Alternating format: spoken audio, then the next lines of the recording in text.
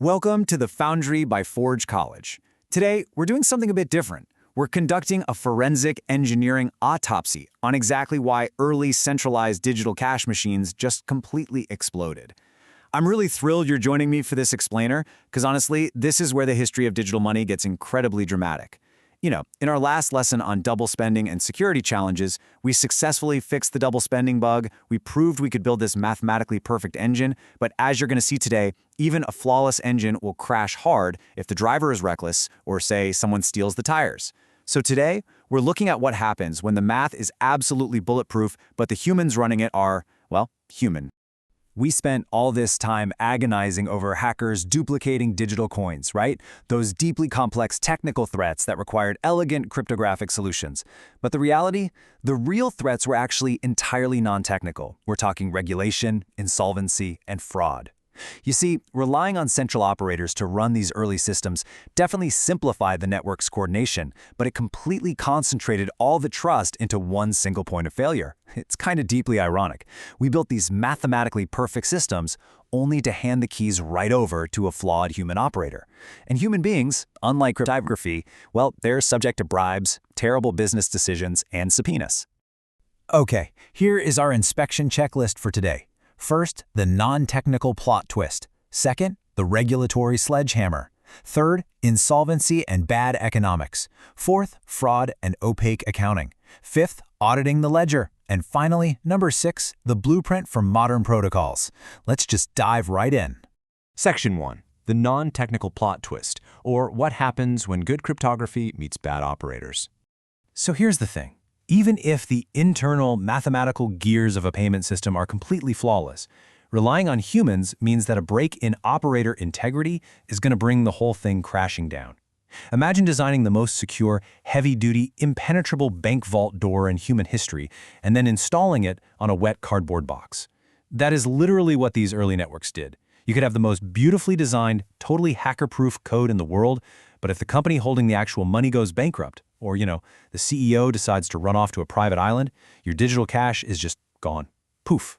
This is the ultimate non-technical plot twist. Your system's architecture absolutely must account for the messy reality of real-world institutions, not just the purity of the math. Which brings us to Section 2, the regulatory sledgehammer, external levers and off-chain dependencies. This perfectly illustrates our first critical failure point. It's the stark realization that regulators can just turn off your machine. Because these early operators depended on off-chain bank accounts, the traditional banking system, external forces had immense leverage over them. Think about the absurdity of this for a second. You have this highly advanced, mathematically perfect digital currency system, but a government regulator can destroy the whole thing simply by calling up a traditional bank and saying, hey, freeze that account. Your internal database might proudly declare that Alice has $100, but if the government freezes the operator's actual real-world bank account, Alice isn't getting her money. Civil fines could bankrupt a fragile startup overnight. And criminal charges? That could literally lead to federal authorities walking right into a data center and physically carrying the servers out the door. The machine abruptly halts, totally regardless of what the internal ledger claims. Moving on to Section 3. Insolvency and bad economics. The structural stress of liquidity mismatches. Now, to understand insolvency, we really have to look at why operators engage in these behaviors in the first place. To keep fees low and aggressively attract users, early operators wouldn't just let customer funds sit safely in a vault. Oh no. They would take the money sitting in those customer accounts and invest it to make a profit for themselves. This is called running a fractional reserve. But it creates a massive structural stress called a liquidity mismatch. The operator's wealth gets completely tied up in long-term, risky investments, while customers naturally expect to be able to withdraw their digital cash instantly, at a moment's notice. When a rumor starts that the system might be failing, everyone rushes to the exits at once. It's your classic bank run. And here is the grim humor of it all. An operator will often put out a statement saying they're temporarily limiting customer withdrawals to prevent panic, which, of course, instantly causes a massive terminal panic. The very act of trying to stop the run confirms to everyone that the vault is empty. And that leads right into Section 4, fraud and opaque accounting, the danger of the epistemic gap. So when an internal ledger intentionally lies about what's actually in the vault, something called the epistemic gap widens. Now, epistemic gap is really just a fancy academic way of describing the difference between what customers believe is happening and what is actually happening. Think of it like a restaurant menu that advertises fresh, wild-caught lobster, but in reality, the kitchen is microwaving frozen fish sticks. For a while, the customers reading the menu are perfectly happy, but eventually someone's going to taste the food. Whether the root cause is regulatory enforcement, operator insolvency, or straight-up internal fraud, they all share very similar observable external symptoms. Operators will desperately try to stall for time. So if you ever notice extended withdrawal delays, sudden surprise policy changes, or completely unexplained balance adjustments to user accounts, those are your glaring warning lights.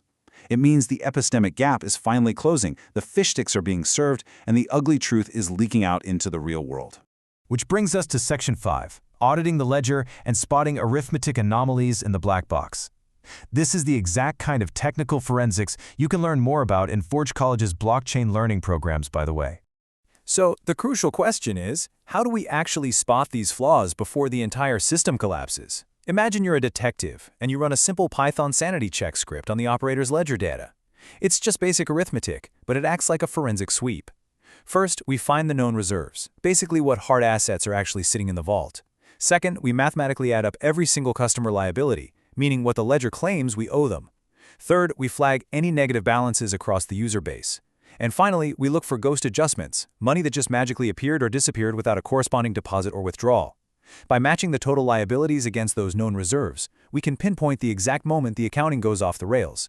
It takes away the shadows that bad actors hide in, and spotting those ghost adjustments is usually the undeniable gotcha moment where the fraud is mathematically proven. Discovering simple arithmetic anomalies like ghost adjustments or negative balances proves a massive point. Operational failures leave a highly visible trail of evidence if you just know how to look for it. I really want to hammer this point home because it's the ultimate aha moment. Think about a closed digital cash system as a strict zero-sum game. If Alice's account shows a negative $50 balance and the operator hasn't frozen her account to stop her from spending, where is that $50 coming from? Well, they're secretly subsidizing her spending with Bob's money.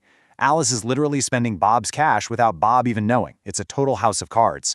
But with transparent, exact decimal arithmetic, that house of cards becomes completely visible to the naked eye. The theft gets exposed immediately. Finally, let's move to Section 6, the blueprint for modern protocols and fixing this failed machine design. We've seen the historical explosions. We know exactly why the early machines broke. So how do we build a better one? Well, this brings us to the modern design blueprint. To prevent these historical failures, future architects realized they had to fundamentally change the rules of the game. They realized that trusting the operator was the actual bug in the system. First, you have to minimize single operator custody. Stop letting one single guy hold all the money, because as we've learned, humans are by far the weakest link in any cryptographic system. Second, require transparent, universally auditable reserves. The core mantra really shifted here, from trust us to don't trust verify. The math has to be out in the open for anyone to check at any time. And third, align economic incentives securely so the operator doesn't feel the need to take risky, highly leveraged bets with customer funds just to keep the lights on. But here is the ultimate realization. Minimizing a central operator still means you have one, right? You still have a human being, a company, a server that can be shut down or corrupted. So what if we could remove them entirely? How do we build a system with no central operator at all? This leaves us with a fascinating, absolutely monumental engineering challenge for our next step in the quest for digital cash within our history before blockchain module. We need to figure out how to replace a fragile single point of failure with a globally resilient, decentralized network.